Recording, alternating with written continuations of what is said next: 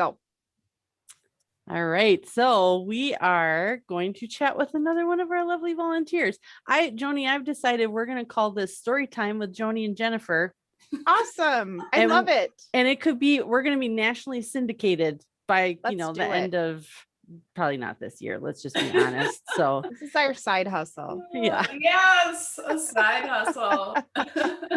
So we are going to chat today with Erin Stroman, and I'll let Erin do the introductions of who she is and what she does at Maple Grove. And she also has a little special guest that maybe we'll get to see as we chat. So she decides to wake up. Yeah, it's nap time. So, I have to really get her roused up. She's sound asleep right now. Yeah, it's my nap time too right now. So I don't blame her. Right? So 10 a.m. I would say it's everybody's nap time. Yeah.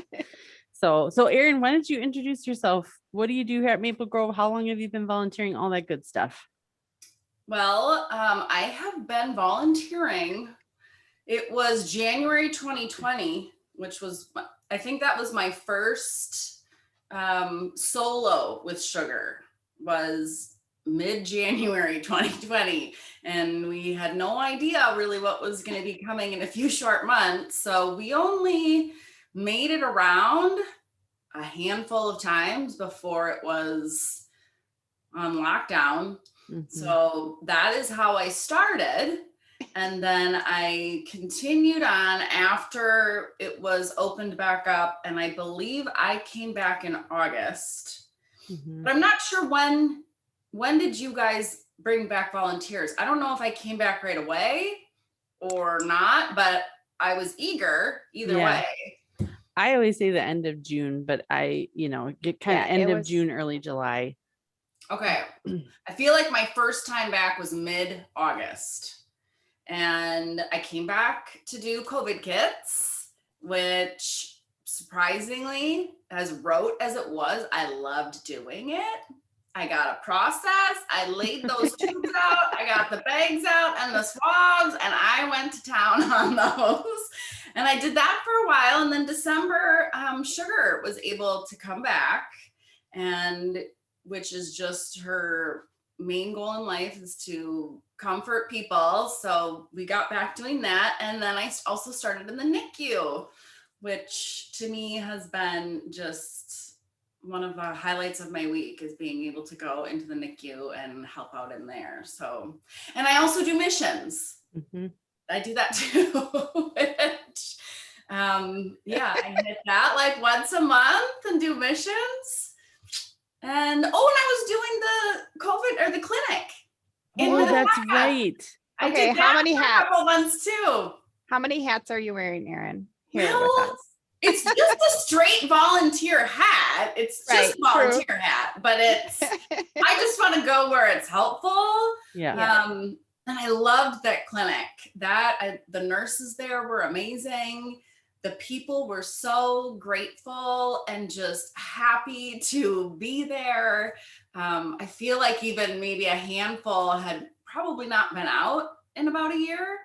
So just very chatty and jovial. And I loved doing that too.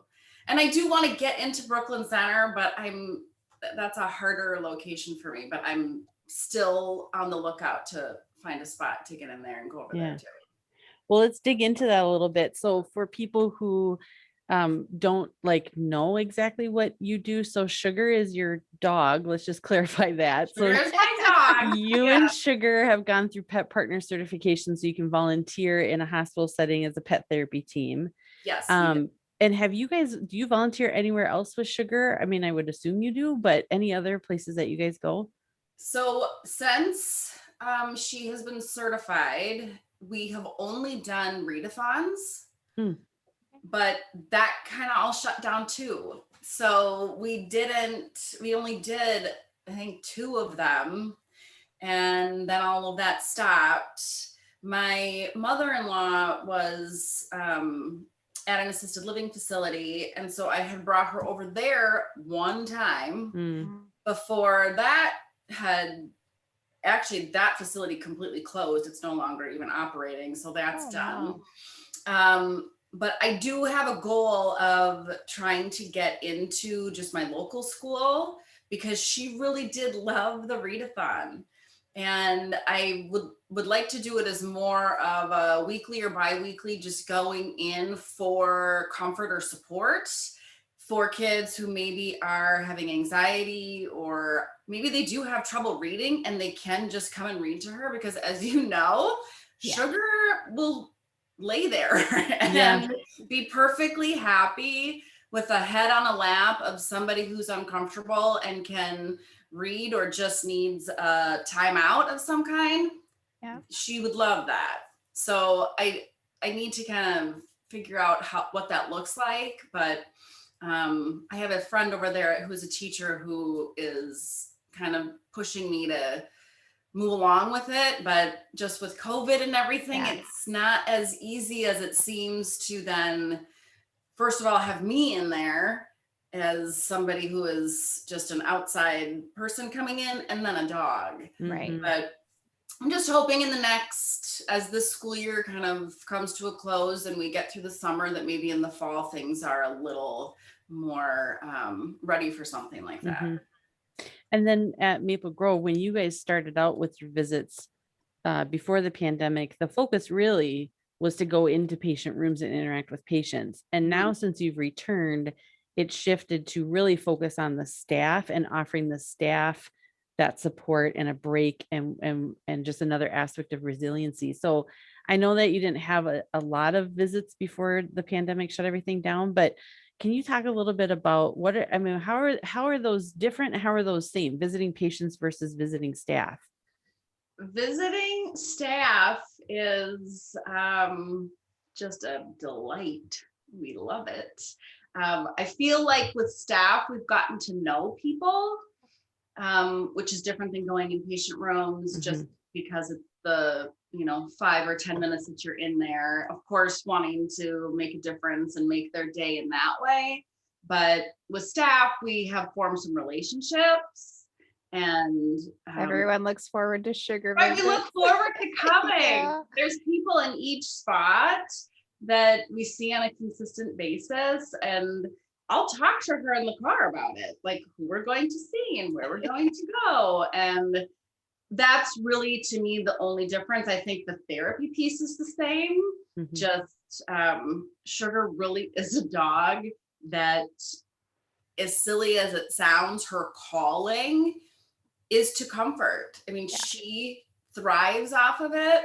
So I feel like it's like this perfect marriage of her wanting to do it and her easygoing personality with the staff and with patients, which I hope we get to do soon. It just works.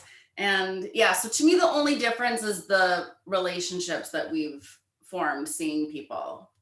But we do hope that we can get back and see patients sooner than later. And I think for us too, the approach was, let's start with staff, because there might be more of a comfort level there of going to, like, obviously larger spaces, nursing stations. There's more movement, there's more airflow. I mean, just from a safety perspective, really. For sure. And how do we sell this to volunteers who want to come back and be comfortable? And knowing that eventually we'll go back to, going into patient rooms, non-isolation rooms, which was our policy before the pandemic. But how do we get folks to come back in a way that they feel safe and is a good, like, dip your toe in the water before we say, okay, you're all in now, let's, go back to the way things were. So, but also a win-win.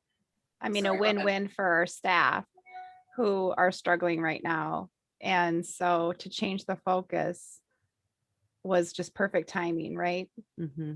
You can see it. I feel like when she's coming in, everybody's shoulders kind of go down and people stop for just a moment. Maybe it's a minute, maybe it's 10 minutes, and they are away from their computer, and some actually sit on the floor and pet her and talk to her. And she is so eager to please and a little aggressive with her affection every once in a while.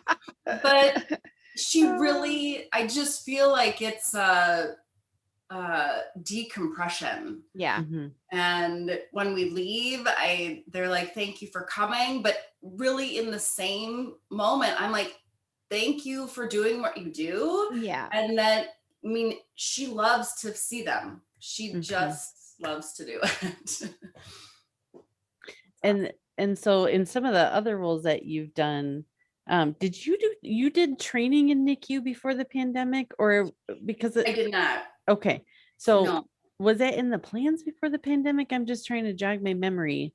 No, as Okay. that came up as people were, I think, maybe saying whether or not they were going to return, and then what departments were a little short Oh, on sure. volunteering. And I did feel very comfortable in the hospital. I felt like of all the places that I go during the day, and this is the safest place. There was every parameter taken. It was I felt like this was the safest place for me to be. Mm-hmm. So when I think you sent that email out and had just listed the areas that needed help, I of course would love to go in and be helpful in that area. And we couldn't do any what I would call patient care with the babies until just a couple of months ago. Mm-hmm. So it was actually nice though to just get a feel for that area since I hadn't been in there. So just organizing the cabinets and cleaning and getting to know some of the staff in there, that actually helped in then when we were able to start holding babies again. Since I did not at all pre-pandemic, that was a learning curve for me, and everyone has been just so helpful, and if I have a question, they're right there to answer it, and that has been a very easy transition too. But and that though, that is something I'm just so grateful that I get to do. I can't believe it in a way. Like I'll be holding a baby, I'm like, I can't believe I get to do this. I have a senior leaving, he's graduating this year and going off to college. So like this is coming full circle for me as I get to then kind of do this baby holding again. Yeah. You know, you mentioning safety and feeling so safe here. It's funny because just yesterday I forwarded a video of our manager of our facilities team, and he was talking about, in this video it was for internal use, but he was talking about how they changed the airflow in the hospital so that air would come in through filters and then be sent out through patient rooms. So the air is clean air is coming into the hospital and then going to patient rooms where then if someone has COVID or not, then it's going out of the building. And so how that has changed since COVID as a safety measure. So I just shared that with a family member yesterday, because if you don't work in a hospital, you don't know those kinds of things that are happening, you know. And I know, Joni, you said that too. Like you're like, this is the safest place that I go every week, you know, is a hospital. Mm-hmm. True. Every parameter, and even the little things like how now we go in the back entrance, and right when you go in, there's foam, hand sanitizer, and a mask, and everything is right there for you. I get that the idea of coming into a place that is then servicing people with that, I get the fear of that, but I feel like it is the safest place that I go, with Target and the grocery store and Right. from school and all of these places. I feel completely comfortable being there. And the same thing with the vaccine clinic. I felt very comfortable there too. Same thing. Every parameter was taken, and making sure that people coming in were safe, that the nurses were safe, volunteers coming in. It was very well organized. Do you want to talk more about the vaccine clinic? So just to give a little bit of a backstory before you talk about what you did there, what your role was there.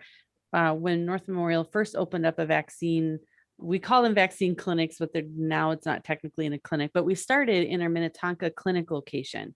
And so you were one of the volunteers at that Minnetonka clinic Yep. location. And then after a month or two, we shut down that location. So then we use the space in Brooklyn Center, which is what used to be a Target store. So it's huge, it's massive. Yeah. And so we were able to shift all of the vaccine operations to that one location. But you, like I said, you were active in the Minnetonka site. Tell us more about, what was your role there as a volunteer and kind of the atmosphere? Because I heard rumors that it was a party in Minnetonka. It was. I'm not kidding. I loved it. I loved being there.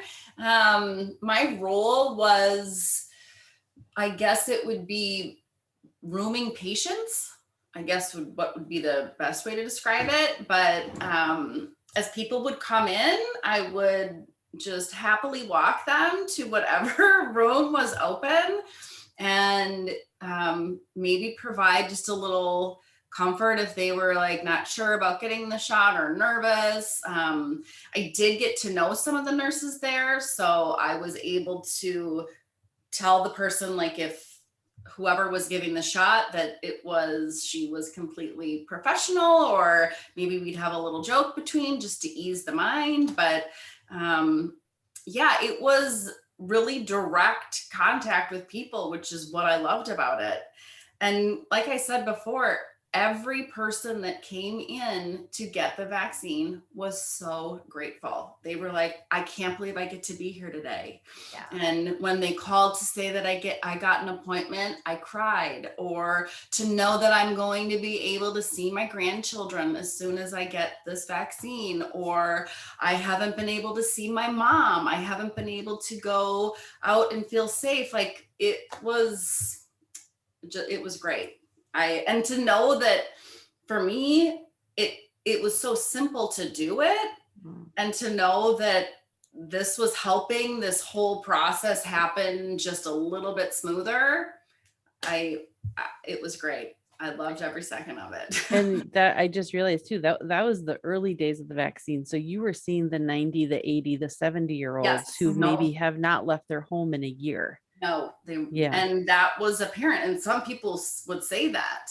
And also that they were coming from all over. Mm-hmm. They're like, I drove 2 hours to come and do this, because that's how important it was to them to know that they were going to be able to get it and hopefully start living their life again and seeing people and being social. Or maybe it was even just as simple, like, I don't go to the grocery store. I'm doing daily activities, which is just good for mental health. So it was. And at the time, I know I was able to do a lot of first vaccines, but then as I kept volunteering, those people were coming back for their seconds. So I was like, it was like this full circle, knowing that these people, I'm like, oh, I saw you 3 weeks ago and now you're back to get your second dose. And they were just so excited. It was great. Yeah. Well, another thing that you mentioned too, that I would say most volunteers, let alone even some of our staff, don't realize we do this, is missions. And so you're just another example of someone who we were like, okay, we have another gap, a random gap that we need to fill. Who do we think would be, able to and willing to do this? And you were someone that came to mind. You kind of like organizing things. I was going to say, this is my organization fix that I get to have, once a month or so, where, I really, that is, like I say, it's my jam. I want to make sure all of this stuff is appropriately organized, documented, going to the place that it needs to go. And I do enjoy that. Yes. So essentially it's product that we have opened but have not used all of it. This is my understanding, so correct me, but it's product for patient care that we have opened but have not used all of it. So technically we can't use it for future patients, but we can give it to organizations that then send it to other countries where they can use it. Because again, the product is not bad, or it hasn't even been used. But for example, a package of diapers, we open it, we use 2 or 3 diapers, and now you have the rest of this package. What do you do with it? So that's an example of something we send to missions. So really it's focused on the FBC, and you go into a closet like once a month that's overflowing with things that we can at least send elsewhere that can be used. So we're not just, wasting it. Right. So No, I go and I gather the little buckets of whatever and it seems to be like the labor and delivery kits that, right, they might have used one item out of it. And so the rest of the kit is perfectly usable. Yeah. And I just happily document all of it and wrap it up and bring it down to the distribution place. And again, that is another thing that when I'm looking at all of it, I'm so glad that somebody will use it. Yeah. Because it is, I know people that don't have access to that kind of those medical supplies. And I'm glad that Maple Grove will send it off someplace and let somebody else use it. So it's great. Well, I'm taking cues from Joni's little square that the lights turned out. So it's been about 20 minutes that we've been talking because the lights go off. Did you see that? Like all of a sudden, my light feel changed. like it was 5 minutes. I know. love chatting with you guys. So I know. I'm like, well, let's just keep talking. This is awesome. I like this. Should I try to wake up Sugar? Oh yeah, that would be Yes. great. Come here, honey. Yeah, she is passed out. Come over here. Come here. She's like trying to get up, like, Mom, why are you waking me? She's like, this is my cozy spot. Oh, there's her snout. We can put here. a picture too if she doesn't, Yeah. if she's sleepy. We can put a picture in the message. She's like, I am so tired. Oh, Can you kind of see her? she's really out. She's real. Well, She's not an she's imaginary sitting- dog. She's sitting now, but she is also a dog that she knows like she's not supposed to come up. Yeah. Oh yeah. And so she's Yeah. like, what are you doing? Why are you doing Right. that? Anyway, when she's here. Yes. When we send out the message with the link to this little talk show we got going here, we'll attach a photo of Sugar so everybody can see you guys Who it is. together. So yeah, but She's literally falling asleep in my lap. Okay. hey, it's 10 o'clock nap time. No one I blames know, her. Right. right? She needs her little coffee kick. Yeah. She's gotta wake up. Before we hang up, I just wanted to touch on something really quickly. So you are one of the folks that responded when I said, hey, I just reached out to a handful of active volunteers. Do you have any quotes about what it's like to volunteer in the hospital during a pandemic, what it's like to volunteer at Maple Grove specifically? And your quote, I don't have it in front of me, but was so like, it was like a light bulb moment for me of like, oh yeah, I never thought about that, because you talked about with so many changes happening in your world, and you have 3 kids. So it's like they're schooling in person. They're not, they're doing hybrid. It's just back and forth. Things are opening, closing, sports, all of that kind of stuff. That volunteering was something consistent and a way to get out of the house and just kind of have, like mom time, breathing time, whatever you want to call it. But I just really appreciated your thoughts on that, because I had never thought about it that way. We all know that volunteering benefits the organization, the people you're serving, but we also know it benefits the volunteer. So and you're not alone, because we actually heard that. We talked to a junior volunteer a week or 2 ago that said, I missed it and I needed that time just to kind of decompress my mind. And like, here I am doing a task focus on that. I'm not thinking about all the other stuff that's going on. So I just thought that was really cool that you shared that. Well, and in a time too, when you don't know what to expect, I knew what to expect there. Right. I knew what it was going to be like. I knew what my role was. And then it started as, yes, a way for me to get out of the house and do something normal. But once I got in there, I was like, this is changing to, I can be doing these very things that I think are simple in a way.